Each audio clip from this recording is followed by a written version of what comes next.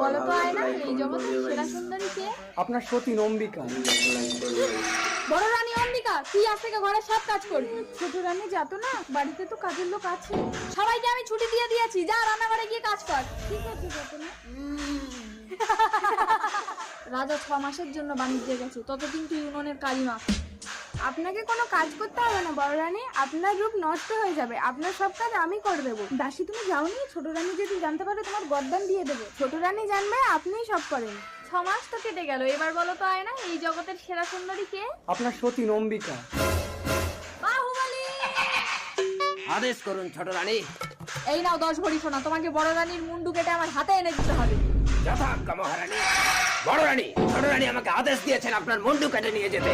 বড় রানী আপনি পালিয়ে যান। বাহুবলী তুমি আমার মুন্ডু কেটে নিয়ে যাও। এই দাসী, তোর শেষ ইচ্ছে কি বল? আমি তোমাকে স্বামী রূপে পেতে চাই বাহুবলী।